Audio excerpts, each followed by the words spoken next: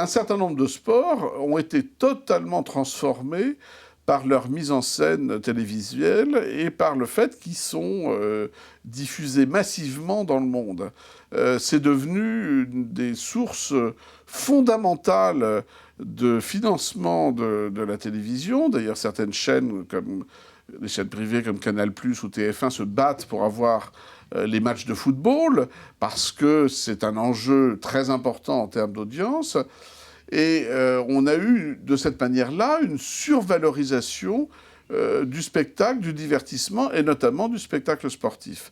Ça s'est fait de façon assez inégalitaire, parce qu'autant le football, par exemple, en a bénéficié fortement, le tennis en a bénéficié fortement, des événements, des rassemblements mondiaux comme les Jeux Olympiques en ont bénéficié, autant il y a d'autres sports qui ne sont pas aussi populaires, qui ne sont pas autant montrés, quelle qu'en soit la nature et quel que soit le nombre de personnes qui y participent. Donc c'est quelque chose de très différent suivant les sports.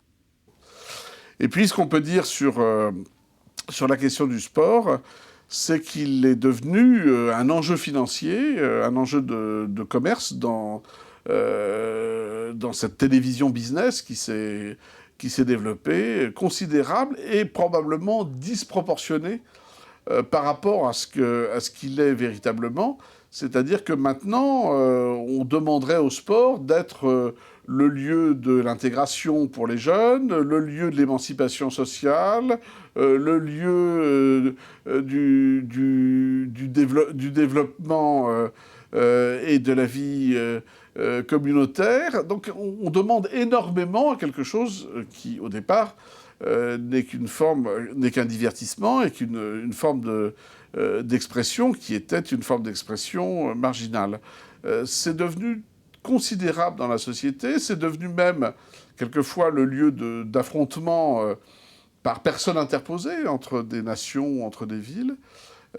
C'est devenu le vecteur d'un certain nombre d'idées, et puis évidemment, du point de vue de la rémunération d'un certain nombre de personnes, on est là dans quelque chose qui est aberrant, c'est-à-dire qu'il n'est pas normal qu'un grand savant ou un grand créateur reste sous-payé ou reste très peu visible par rapport à des sportifs qui, quel que soit leur talent, sont trop visibles et sont trop payés.